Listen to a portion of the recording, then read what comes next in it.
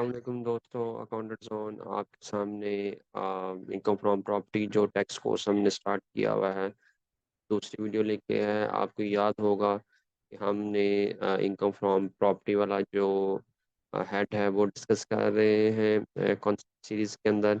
ये income from salary वाला जो हेड था वो हमने डिटेल के अंदर पीछे डिस्कस कर लिया था। उसमें अगर आपने ये सारी वीडियोस नहीं देखी तो आप जाके हमारी जो इनकम फ्रॉम सैलरी हेड वाली सीरीज है उसको देख सकते हैं, जिसमें हमने complete section by section each and everything जो है वो डिस्कस की हुई है। तो अब दूसरा जो है इनकम फ्रॉम प्रॉपर्टी हेड में हमने जो प्रीवियस हमारा कॉन्सेप्ट सीरीज थी उसके अंदर हमने ये डिस्कस किया था कि हमने रेंट से क्या मुराद है, ओनरशिप क्या होती है प्रॉपर्टी की, और ये तीनों चीज़ें जो हैं इनको पहले डिस्कस करना क्यों ज़रूरी है, ये हमने प्रीवियस वीडियो के अंदर एग्जांपल्स के साथ और प्रैक्टिकली एग्जांपल्स के साथ इसको हमने डिस्कस किया था। आज जो हम टॉपिक पढ़ने लगे हैं या डिस्कस करने लगे हैं वो बहुत ही इम्पोर्टेंट है कि scope of income from property जो है वो क्या है। उसके बाद जो है ये दो टॉपिक जो है ना बहुत ज़्यादा इम्पोर्टेंट हैं, ख़ास तौर पे लोग अक्सर क्वेश्चन करते हैं ये जो एडवांसेस अगेंस्ट रेंटेड प्रॉपर्टी होती है इसके हवाले से। तो इसको हम भी देखेंगे कि अगर एडवांस एडजस्टेबल है या नॉन एडजस्टेबल है तो उसको हमने कैसे प्रॉपर्टी का इनकम फ्रॉम प्रॉपर्टी का जो है वो पार्ट बनाना है। तो उसको यहाँ पे आप देख सकते हैं, ये मैंने सारी एग्जांपल्स जो हैं ये क्रिएट की हुई हैं एडजस्टेबल एडवांस टैक्स की, नॉन एडजस्टेबल एडवांस टैक्स की। अगर मल्टीपल टेनेंट हैं ड्यूरिंग द टैक्स ईयर तो क्या है। ये टैक्स कैलकुलेटर है जो कि हमने क्रिएट किया था टैक्स ईयर 2023 में, और यही अब हम टैक्स ईयर 2024 में लेके चल रहे हैं अपने टैक्स की कैलकुलेशंस को क्विकली करने के लिए। अच्छा, यहाँ पे जो आज हमारा टॉपिक है उसमें ये मैंने उसकी आउटलाइन की हुई है कि हम इस सेकंड वीडियो है इसकी सीरीज में ये सारी चीज़ें डिस्कस करेंगे।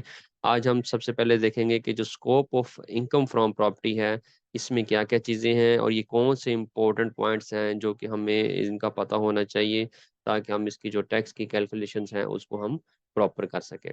उसके बाद हम नेक्स्ट वीडियो में देखेंगे एडजस्टेबल एडवांसेस अगेंस्ट रेंट और फिर non adjustable advances against rent. ये हम एक ही वीडियो के अंदर चीज़ें लेके चलेंगे, और फिर ये जो मल्टीपल टेनेंट और ये वाली चीज़ें जो हम एक वीडियो में लेके चलेंगे।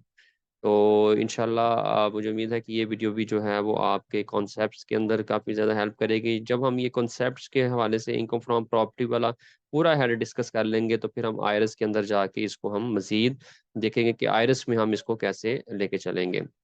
अच्छा, scope of income from property में ये मैंने चार पॉइंट्स जो हैं ये मैंने हाईलाइट किए हैं जो कि बहुत इंपॉर्टेंट हैं और इनका आपको पता होना भी चाहिए। इन पॉइंट्स के अगेंस्ट, चारों पॉइंट्स के अगेंस्ट मैंने हर पॉइंट्स के अगेंस्ट यहाँ पे देखे मैंने एग्जांपल जो है वो क्रिएट कर दी है, ताकि अगर मैं ये वाला पॉइंट डिस्कस करूँ तो इसके साथ ही एग्जांपल हो और आपको अंडरस्टैंडिंग जो है वो प्रॉपर हो सके। सेम इसी तरह दूसरे और तीसरे और चौथे पॉइंट के लिए मैंने किया है। तो scope of income from property वाले हेड में देखने के लिए सबसे पहले वो हमने चीज जो डिस्कस की है वो ये है कि rent will be always on accrual basis not on receipt basis, कि आपका जो इनकम फ्रॉम प्रॉपर्टी वाला जो हेड है इसके अंदर जो आपके पास रेंट आ रहा होगा जो कि आपके इनकम की एक फॉर्म है वो हमेशा एक्रूअल बेसिस पे होगा, नॉट रसीट बेसिस। हमने पिछली वीडियोस में भी बताया था कि रेंट जो होता है वो रिसीवेबल बेसिस पे होता है लेकिन नॉट रसीट बेसिस पे होता है। अगर फॉर एग्जांपल आपको एक टेनेंट है वो 6 माह रेंट ही नहीं देता तो या साल 2 साल रेंट नहीं देता तो आपके लिहाज से अगर वो रेंट एग्रीमेंट हो चुका है और रेंट ड्यू हो चुका है तो उस साल के अंदर वो आपकी इनकम जो है वो ट्रीट हो जाएगी, जबकि सैलरी के केस में ऐसा नहीं था। ये चीज़ आपने जहन में रखनी है। अच्छा, इसी के मैंने यहाँ पे एक एग्जांपल क्रिएट की है कि इसका क्या मतलब है। फॉर एग्जांपल यहाँ पे देखें कि मिस्टर हमजा जो है उसने इन एडवांस रेंट ले लिया है मिस्टर ए से जो कि टेनेंट है फॉर नेक्स्ट 4 ईयर्स। जो टेनेंट है उसने कहा यार मैं आपको 4 साल का रेंट जो है वो खट एडवांस में ही दे देता हूँ। तो मंथली रेंट जो था वो 40,000 था, और अज्यूम हमने ये किया हुआ है कि ये टैक्स ईयर 2024 है और at the start agreement agreement जो है वो डन है, कि यानी कि टैक्स ईयर 2024 1 जुलाई 2024 के अंदर एग्रीमेंट जो भी है टेनेंट वगैरह का हो गया है। और ये जो एडवांस दिया है उसने अगले 4 सालों का भी रेंट उसने एडवांस दे दिया है। तो इसमें आपने याद रखना है कि ये जो रेंट उसने एडवांस दिया है ये इसको हमने कैसे ट्रीट करना है। अब अगर तो आपको टैक्स का जो है वो आइडिया नहीं होगा आप क्या करेंगे कि आपके जो पूरे साल की 4 सालों का रेंट होगा, फॉर एग्जांपल अगर हम ये करेंगे 40,000 है और ये 4 सालों का है और 1 महीने का, तो आप क्या करेंगे 19,20,000 जो है वो सारी की सारी अपनी इनकम फ्रॉम प्रॉपर्टी जो है वो उस हेड में टैक्स रिटर्न के अंदर ले जाएंगे, जो कि एक गलत हवाले से कैलकुलेशन होगी। और उसके अलावा इसके ऊपर आप टैक्स भी ज़्यादा पे कर देंगे और टैक्स की कैलकुलेशंस भी आपने गलत कर दी हैं। तो इसका प्रॉपर तरीकेकार ये है कि टैक्स ईयर 2024 जो है उसमें आप जब टैक्स रिटर्न फाइल कर रहे होंगे, उस वक्त जो इसका जो टैक्स होगा उसी साल का टैक्स होगा। यहाँ पे अगर आप देखें 12 महीने टैक्स है और 40,000 उसका जो मंथली रेंट है, तो उस केस के अंदर जो है ये 4,80,000 रुपये आप इनकम फ्रॉम प्रॉपर्टी रिकॉर्ड करेंगे टैक्स रिटर्न के अंदर, जो कि आगे हम जाके डिटेल में इसको देखेंगे भी जब हम आईआरएस की सीरीज के अंदर इस हेड की इनकम को लेके चल रहे होंगे। तो इसमें आपने देख लिया कि अगर रिसीट बेसिस पे चले तो हमें तो 4 सालों का एडवांस रेंट मिल गया है, तो हमें तो फिर ये सारा ही बुक कर लेना चाहिए। लेकिन इनकम टैक्स ऑर्डिनेंस कहता है कि नहीं, आपने ऐसा नहीं करना। जिस साल की रिसीट अक्रूवल बेसिस पे आपने जो इनकम अक्रू होगी उसी का आपने रेंट लेके चलना है, चाहे वो रिसीव हुआ या नहीं रिसीव हुआ, ये आपका इस हेड के लिए कोई कंसर्न नहीं है। तो rent will be always on accrual basis, not on a receipt basis. ये बहुत अहम चीज़ है, बहुत अहम पॉइंट है। लोग अक्सर यहाँ पे आके गलती जो है वो कर जाते हैं। अब जो दूसरा पॉइंट ये है कि ownership of property should be income from should be income for property. और ये दूसरा और जो तीसरा पॉइंट है ये बहुत ज़्यादा इम्पोर्टेंट है, क्योंकि ये दूसरे तीसरे पॉइंट के अंदर भी लोग बहुत ज़्यादा कॉमनली मिस्टेक कर रहे होते हैं। ये आपको याद होगा जब हमने प्रीवियस वीडियो देखी थी, इन प्रीवियस वीडियो जो बनाई थी जिसमें हमने ऑनरशिप ऑफ प्रॉपर्टी का भी डिस्कस किया था, उसके अंदर भी हमने ये चीज़ बड़ी एम्फोसाइज की थी कि इसके अंदर आपने ये बहुत ज़्यादा इंपॉर्टेंट डिसीजन में रखना है कि इसकी जो भी प्रॉपर्टी रेंट आउट हो रही है उसकी ऑनरशिप किसके नाम पे है, क्योंकि टैक्स की ट्रीटमेंट उस लिहाज से चेंज हो जाएगी। तो आज जब हम scope of income from property पढ़ रहे हैं, तो इसमें जो दूसरा और तीसरा पॉइंट है ये बहुत इंपॉर्टेंट है। उसी दूसरे और तीसरे पॉइंट के लिए यहाँ पे मैंने क्या किया है, यहाँ पे मैंने एक एग्जाम्पल क्रिएट कर दी है और नीचे वहाँ पे उसका मैंने सोल्यूशन भी दे दिया है। दूसरे और तीसरे पॉइंट में जो है वो ये है कि ऑनरशिप अगर आपने एक प्रॉपर्टी रेंट पे दी हुई है, तो उस प्रॉपर्टी की अगर ऑनरशिप आपके नाम पे है तो तब वो आपकी इनकम फ्रॉम प्रॉपर्टी में आएगी, अदरवाइज वो दूसरा केस हो जाएगा। और जो हमारा इनकम फ्रॉम टैक्स और जो जो हमारा पांचवा हेड है income from other sources, otherwise जो इनकम है वो वहाँ पे फॉल कर जाएगी। तो यहाँ पे अगर आप देखें, मैंने यहाँ पे एक मिसाल दी है, एग्जांपल दी है। इस एग्जांपल के अंदर अगर आप देखें कि मिस्टर फयाज है, वो मंथली बेसिस पे 40,000 रेंट जो है वो साजिद से रिसीव कर रहा है। उसने बिल्डिंग जो है वो रेंट पे दी हुई है, किसको? साजिद को। कितने रेंट पे? 40,000 मंथली बेसिस पे। अब mister Fayaz is not owner of this building. ये मिस्टर फयाज बेसिकली ओनर नहीं है इस बिल्डिंग का।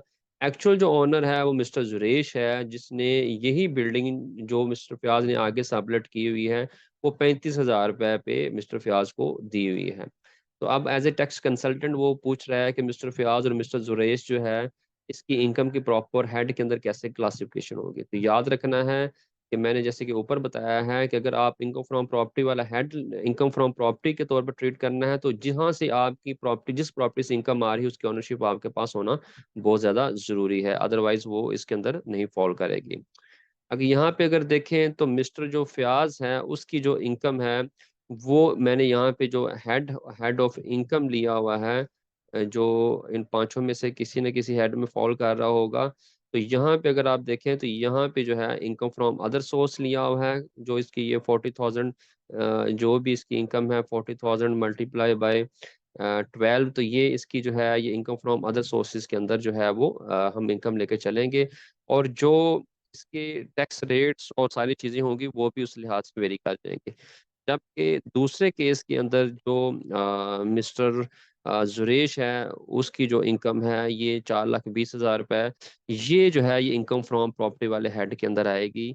अगर आप मिस्टर जुरेश की मिस्टर फयाज की इनकम को इनकम फ्रॉम प्रॉपर्टी वाले हेड में फॉल करवा देंगे तो उसकी टैक्स की कैलकुलेशन जो है वो गलत हो जाएगी, क्योंकि इनकम फ्रॉम अदर सोर्सेज जो है उसके हेड्स के जो टैक्स रेट्स हैं वो डिफरेंट हैं फॉर डिफरेंट इनकम्स के लिए, और इसी तरह जो इनकम फ्रॉम प्रॉपर्टी वाला हेड है उसके टैक्स रेट जो है वो डिफरेंट फॉर डिफरेंट पर्सन के लिए। तो ये चीज़ आपने जो है वो बहुत ज़्यादा इंपॉर्टेंट है, इसको पॉइंट को भी आपने जो है वो नोट करके रखना है कि ये वो पॉइंट्स हैं जो आगे जाके जब हम टैक्स रिटर्न फाइल कर रहे होंगे तो ये हमें चीज़ें बड़ी अहम होंगी, और इसको हम बड़ा कोरिलेट कर रहे होंगे अपनी चीज़ों के साथ।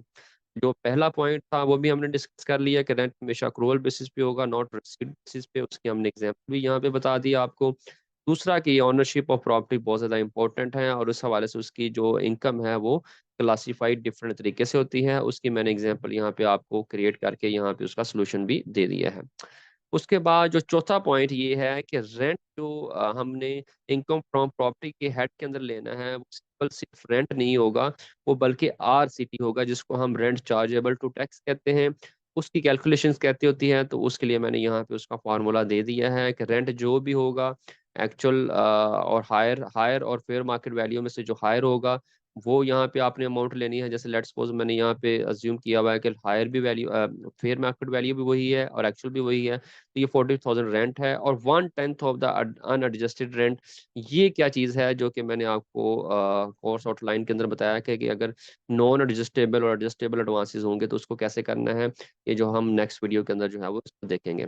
तो इसका अगर आपने रेंट चार्ज पर टैक्स कैलकुलेट करना है तो आप जो एक्चुअल रेंट रिसीव कर रहे हैं या फेयर मार्केट वैल्यू, जो दोनों में से जो हायर होगा वो लेंगे, और अगर कोई एडवांसेस वगैरह हैं जो नॉन एडजस्टेबल हैं तो उसका आपने 1/10 लेके इसको ऐड करना है। ये वाला जो पोर्शन है ये हम डिटेल में नेक्स्ट वीडियो के अंदर भी देखेंगे कि उसकी हमने टैक्स ट्रीटमेंट कैसे करनी है। तो एक्चुअल जो टैक्स रेंट टैक्स के पॉइंट ऑफ व्यू से रेंट होगा वो 40,000 होगा, ना ना ना कि ये सिर्फ सिंपल रेंट। फॉर एग्जाम्पल अगर इसकी बात करें और अगर ये 12,000 है, लेट्स सपोज मैं अज्यूम कर रहा हूँ, तो रेंट चार्जेबल टू टैक्स जो होगा वो ये वाला होगा।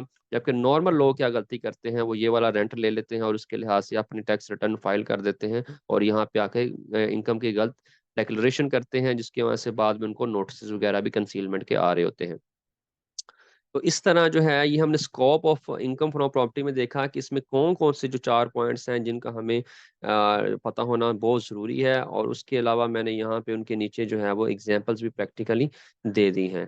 तो इसमें जो कॉस्ट आउटलाइंस में जो scope of income from property वाला हेड है वो भी हमने जो है वो आज डिस्कस कर लिया है। और टैक्सेशन ऑफ इंडिविजुअल्स के अंदर हम हर हेड्स को इंशाल्लाह डिटेल में देखेंगे। इनकम फ्रॉम सैलरी वाला हेड हमने मुकम्मल कर लिया।